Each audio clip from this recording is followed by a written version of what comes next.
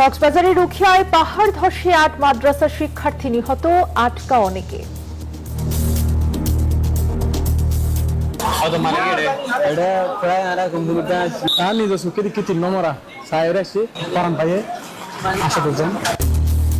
চট্টগ্রামেও 2 প্রাণহানি, নগরীতে জলাবদ্ধতা দুর্ভোগ। আধা ঘন্টা বৃষ্টি পড়লেও চট্টগ্রাম শহরে দেখা যায় যে বিভিন্ন অঞ্চলে নৌকা নিয়ে চলাচল করার মতো অবস্থা। আমাদের বাসায় অনেক ছোট ছোট বাচ্চা আছে, এতটুকু কোমর পর্যন্ত পানি। বিভাগের এইচএসসি পরীক্ষা স্থগিত। ফ্যাসিস্ট আমলে শেয়ার বাজার কেলেঙ্কারিতে জড়িতদের বিচার করা হবে, সংসদে প্রধানমন্ত্রী। যারা দায়ী তাদের চিহ্নিত করা সহ তাদের বিরুদ্ধে আইনানুগ ব্যবস্থা গ্রহণে বর্তমান সরকার পরিকল্পনা গ্রহণ করেছে। স্থিতিশীলতার পাশাপাশি আস্থা ফেরাতে কাজ করছে সরকার। পঞ্চদশ সংশোধনী নিয়ে আপিল বিভাগের রায় কাল, কয়েকটি ধারা অবৈধ উল্লেখ করে হাইকোর্টের রায় বাতিল চান অ্যাটর্নি জেনারেল। হাইকোর্ট কিন্তু সংবিধানের পঞ্চদশ সংশোধনের মাধ্যমে কমপক্ষে 4টি জায়গা কিন্তু বাতিল করেছে। অক্টোবরে স্থানীয় সরকার নির্বাচনের খবরে উচ্ছ্বসিত সম্ভাব্য প্রার্থীরা, অংশগ্রহণমূলক ভোট আয়োজনে কাজ করছে EC. And as an entry point to democracy, the election definitely has to undergo continuous review and a rigorous discussion. মূল্যস্ফীতি কমলেও স্বস্তি নেই জনমনে। সংসারের খরচ মেটাতে হিমশিম ক্রেতারা, বাজার তদারকির তাগিদ ক্যাবের।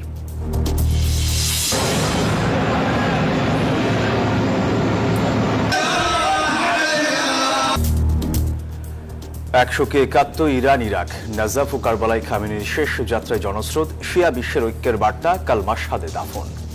দর্শক, স্বাগত নিউজ 24 সংবাদে। পুরো সংবাদে আপনাদের সাথে আছি আমরা দুজন, আমি সোহাগ বক্স এবং আমি তাসনিম অর্থী। দেখছিলেন বিআরবি কেবল সংবাদ শিরোনাম।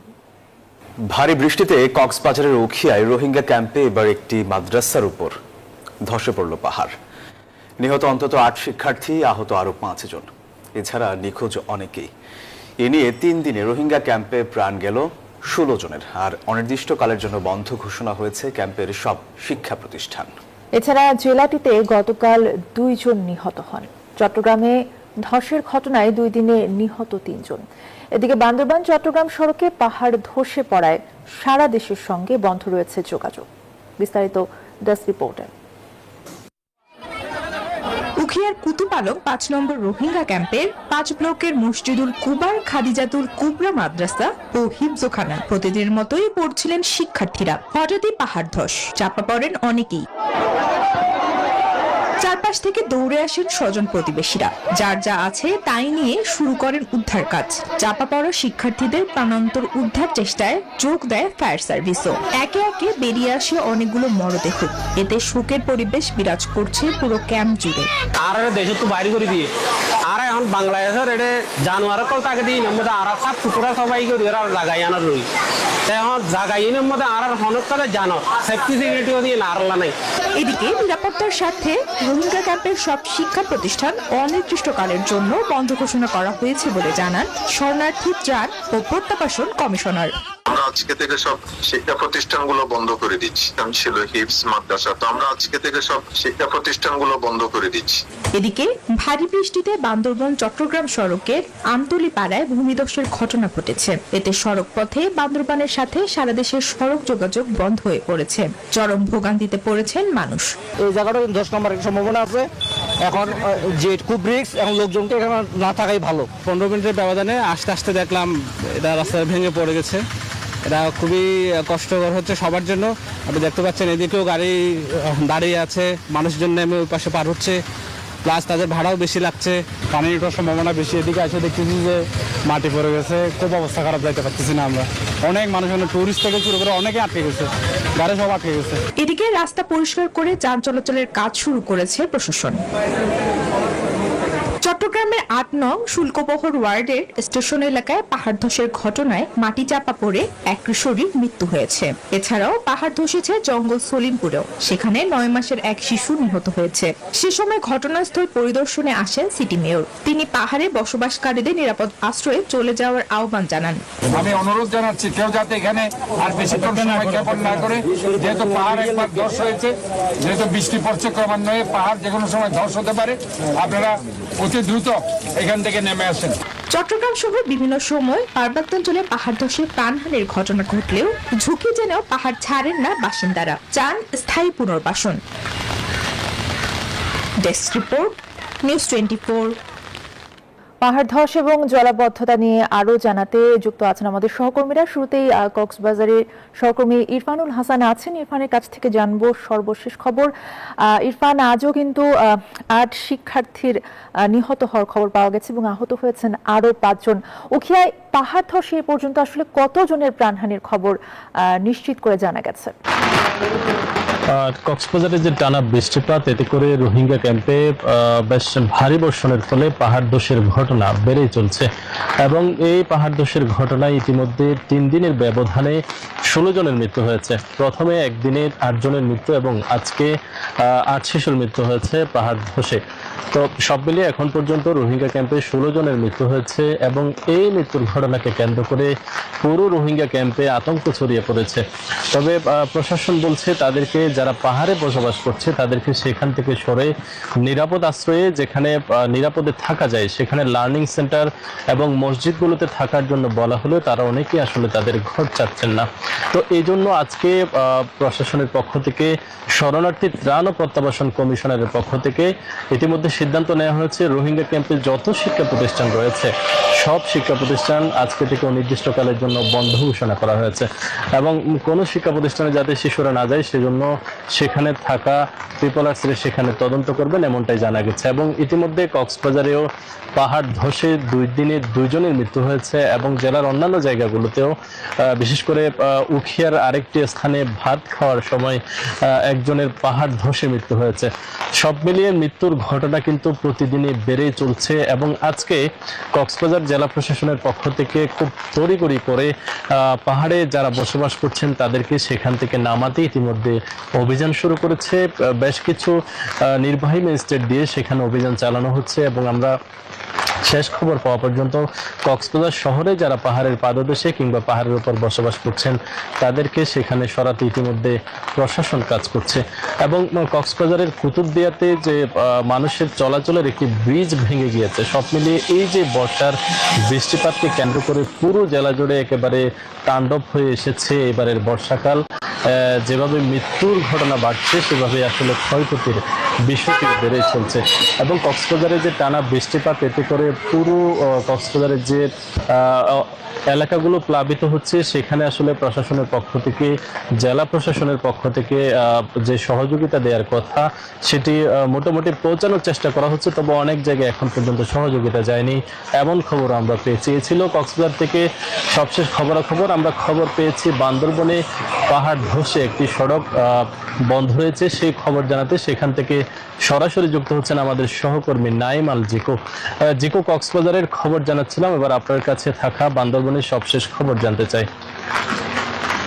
ইরফান, আপনাকে ধন্যবাদ। যেমনটি বলছিলেন যে বান্দরবানের পাহাড়তলি এলাকা, অর্থাৎ বান্দরবান থেকে চট্টগ্রাম কক্সবাজার যে মহাসড়কটি আছে সেটি যে সংযোগ সড়ক, সেই সংযোগ সড়কের পাহাড়তলি এলাকায় কিন্তু ভূমিধসের ঘটনা ঘটেছে।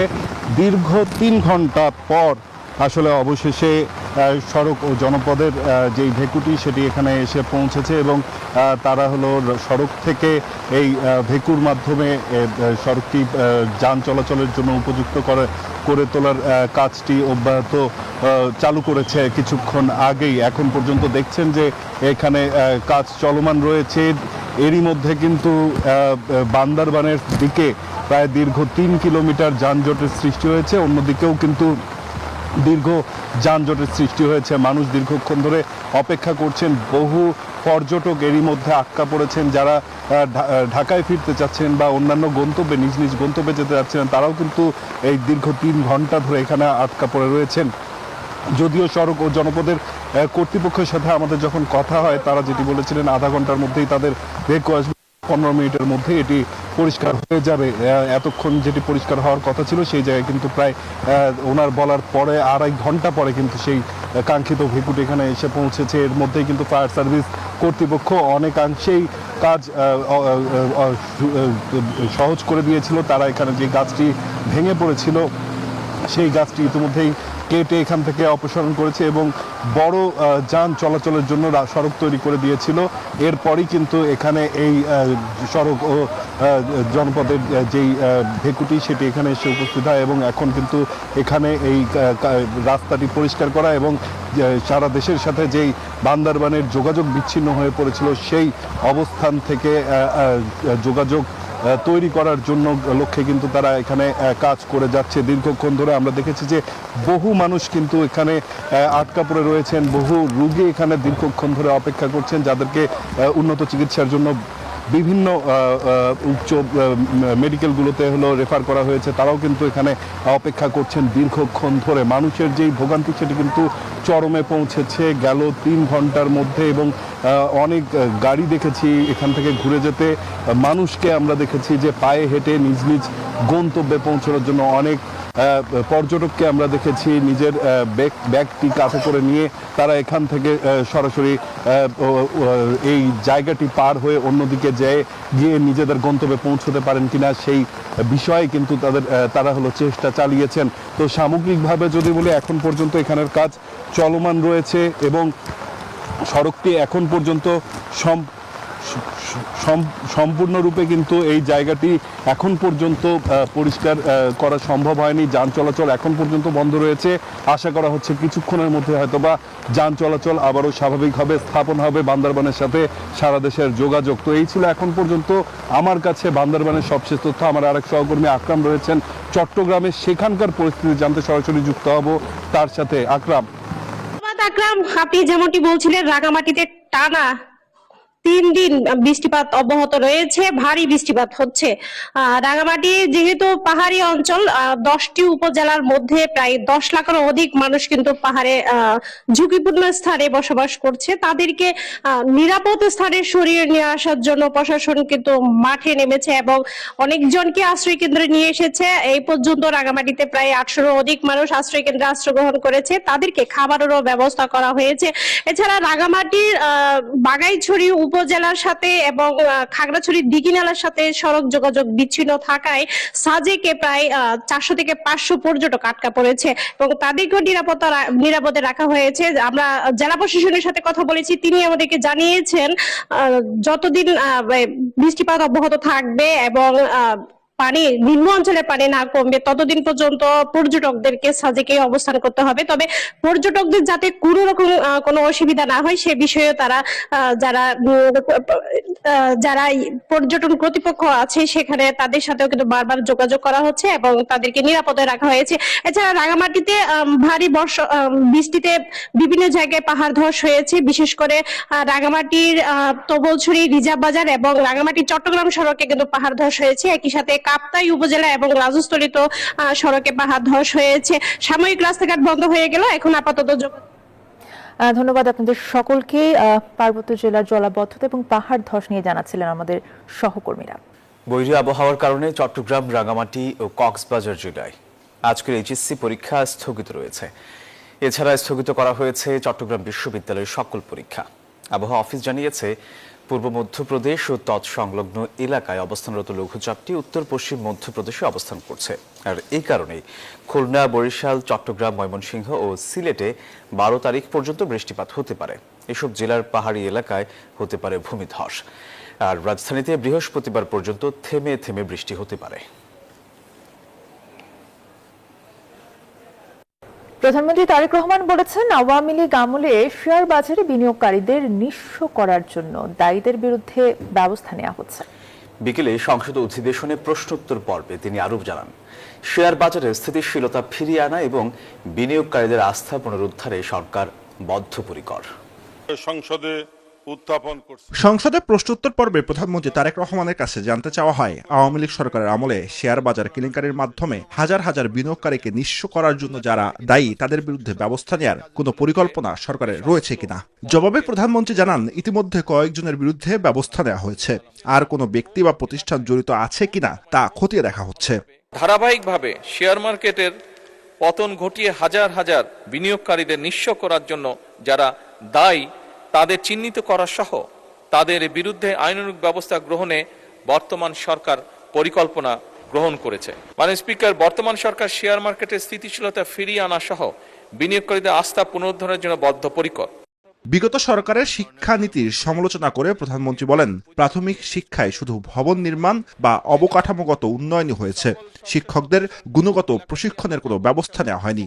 স্বৈরাচারের সময় শুধু বিল্ডিং হয়েছে, কিন্তু হিউম্যান রিসোর্সের কোনো উন্নতি হয় নাই। আমি আপনার সাথে সম্পূর্ণ একমত যে আমরা যদি আমাদের প্রাইমারি এবং সেকেন্ডারি এই শিক্ষকদেরকে যদি আমরা সঠিকভাবে ট্রেনিং দিতে না পারি, কিন্তু শুধু ট্রেনিং না, ট্রেনিংয়ের সাথে তাদেরকে তাদের সম্মানীয় যদি বৃদ্ধি করতে না পারি, তাহলে অবশ্যই আমরা প্রত্যাশা করি না যে তারা ভালো কিছু ডেলিভার করতে পারবেন। কৃষি খাতকে লাভজনক করতে আধুনিক প্রযুক্তি যুক্ত করার তাগিদ দেন প্রধানমন্ত্রী। জানান, কৃষিভিত্তিক বন্ধ কলকারখানাগুলো পুনরায় চালুর পরিকল্পনা রয়েছে সরকারের। জুয়ার সানি, নিউজ 24, ঢাকা। সংবিধানের ৫০ সংশোধনী পুরোপুরি বাতিল হবে কিনা সেই প্রশ্ন দায়ের হওয়া মামলার রায় ঘোষণা হবে আগামীকাল। এই সিদ্ধান্ত জানাতে যাচ্ছেন হাইকোর্টের আপিল বিভাগ। মামলাটির আপিল শুনানিতে 4 পক্ষের যুক্তি শোনার পর রায় ঘোষণার এই দিন ঠিক করেছেন প্রধান বিচারপতি নেতৃত্বাধীন আপিল বিভাগের বেঞ্চ। ৫০ সংশোধনীর মাধ্যমে নির্দলীয় তত্ত্বাবধায়ক সরকার ব্যবস্থা বিলুপ্ত করার পাশাপাশি সংবিধানের ৫৪টি ক্ষেত্রে সংযোজন, পরিমার্জন এবং প্রতিস্থাপন করা হয়। ২০১১ সালের ৩০ জুন এই সংশোধনী সংসদে পাশ করা হয়। হাইকোর্টের রায়টা যদি অ্যাজ ইট ইজ আজকে পর্যন্ত ধরে রাখি, তাহলে তো 4টি বিষয়ের বাইরে বাকিটা সমস্ত সংসদে যেতেই হবে। দেশের সর্বোচ্চ আদালত সুপ্রিম কোর্টের আপিল বিভাগ বাংলাদেশের মাননীয় প্রধান বিচারপতি সহ 4 বিচারপতি সমন্বয়ে গঠিত বেঞ্চ, পূর্ণাঙ্গ বেঞ্চের শুনানি করেছেন এবং শুনানির পরে তাদের রায়ের যে পর্যবেক্ষণ হবে, রায়ের যে অপারেটিং পার্ট হবে, তার উপরে সংসদ নিশ্চয়ই ইচ্ছে অনুযায়ী পরবর্তী সংবিধানের সংশোধনী এবং সংবিধানের প্রয়োজনীয় সংশোধনের ক্ষেত্রে তারা কাজ করবে। অক্টোবরে স্থানীয় সরকার নির্বাচন শুরুর খবর বাতাসের গতিতে ছড়িয়ে পড়েছে গ্রামে গঞ্জে, আর উচ্ছ্বসিত বিগত সময়ের প্রতিদ্বন্দ্বী ও সম্ভাব্য প্রার্থীরা। আর ভোটাররা বলছেন, কোনো দলীয় মুখ নয়, তারা বেছে নিতে চান যোগ্য মানুষকে। প্রতিনিধিদের পাঠানো তথ্যচিত্রে বিস্তারিত ডেস্ক রিপোর্টে। মাঠে গড়ালো স্থানীয় সরকার নির্বাচনের দামামা। 10 বছর পর বাংলাদেশে ফিরতে যাচ্ছে প্রতীকবিহীন নির্বাচন। ইউনিয়ন পরিষদ, উপজেলা পরিষদ, পৌরসভা ও সিটি কর্পোরেশন নির্বাচনের জন্য করা হয়েছে আলাদা রোডম্যাপ।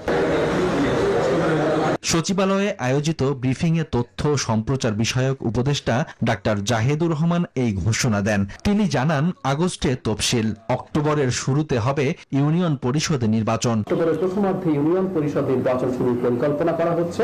অনেকের সংশয় থাকলেও নির্বাচনী এই ঘোষণার রং ছড়িয়ে পড়েছে মাঠেও। বিগত স্থানীয় নির্বাচনে প্রতিদ্বন্দ্বী ও সম্ভাব্য প্রার্থীরাও উচ্ছ্বসিত। নির্বাচনী ঘোষণায় দলীয় নেতাকর্মীরা উজ্জীবিত বলে জানান সাবেক এই উপজেলার চেয়ারম্যান। নির্বাচন করলে জনগণের ম্যান্ডেট ইনশাআল্লাহ আমি পাবো। নির্বাচিত জনপ্রতিনিধি পেলে প্রশাসনিক কাজে গতি ফেরার পাশাপাশি নাগরিক ভোগান্তি কমবে বলে জানান সাবেক ওয়ার্ড কাউন্সিলররা। যারা প্রশাসনিক কর্মকর্তা আছেন, এনারা জনগণের যে প্রত্যাশা এটা পূরণ করার জন্য মাত্র 5% পারে না, 95% পারেন না। এই নির্বাচনগুলো খুবই শীঘ্রই দেওয়া দরকার, অতি তাড়াতাড়ি দেওয়া দরকার। নির্বাচনের মাধ্যমে নির্বাচিত হয়ে জনগণের সেবা করতে চান সাবেক ইউনিয়ন পরিষদের চেয়ারম্যানরাও। জনগণের কাছে গিয়ে তাদের মতামত, তাদের সমস্যাগুলি শুনছি। 2016 সাল থেকে আনুষ্ঠানিকভাবে দলীয় প্রতীকে শুরু হয় ভোট গ্রহণ। 10 বছর পর এবার প্রতীকবিহীন নির্বাচনে ভোট দেবেন ভোটাররা। Desk report, news 24। ভবিষ্যতে আরো নিরপেক্ষ, অন্তর্ভুক্তিমূলক এবং অংশগ্রহণমূলক নির্বাচন আয়োজনের লক্ষ্যে কাজ করছে নির্বাচন কমিশন। এমনটা জানিয়েছেন নির্বাচন কমিশনার আবুল ফজল মোহাম্মদ সানাউল্লাহ। সকালে রাজধানীর একটি হোটেলে নির্বাচন পর্যবেক্ষণ, সংস্কার এবং নির্বাচন ব্যবস্থা নিয়ে অংশীজনদের সঙ্গে আয়োজিত সংলাপে একথা জানান তিনি। বলেন, বিভিন্ন পর্যবেক্ষক সংস্থার মূল্যায়ন এবং সুপারিশ গুরুত্বের সঙ্গে নেওয়া হচ্ছে। সংলাপে ইউরোপীয় ইউনিয়নের রাষ্ট্রদূত মাইকেল মিলার বলেন, বাংলাদেশের নির্বাচন ব্যবস্থার উন্নয়নে ভবিষ্যতেও সম্পৃক্ত থাকতে চায় ইউরোপীয় ইউনিয়ন।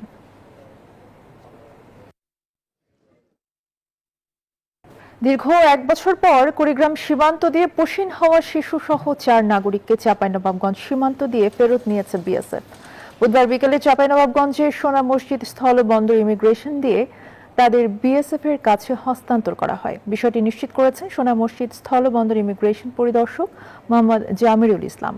হস্তান্তরকালে রাজশাহীর ভারতীয় সহকারী হাইকমিশনার কার্যালয়ের ঊর্ধ্বতন কর্মকর্তা, সোনা মসজিদ স্থলবন্দর ইমিগ্রেশন ও বিজিবির কর্মকর্তারা উপস্থিত ছিলেন। নিজ দেশে ফিরে যেতে পেরে উচ্ছ্বাস ও কৃতজ্ঞতা প্রকাশ করেন বাংলাদেশে পশিনের শিকার ওই 4 ভারতীয়।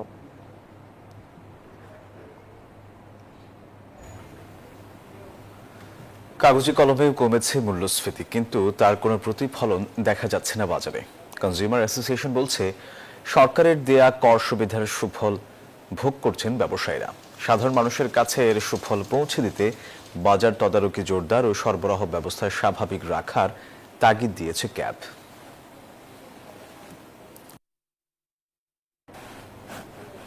এবারে আন্তর্জাতিক প্রসঙ্গ।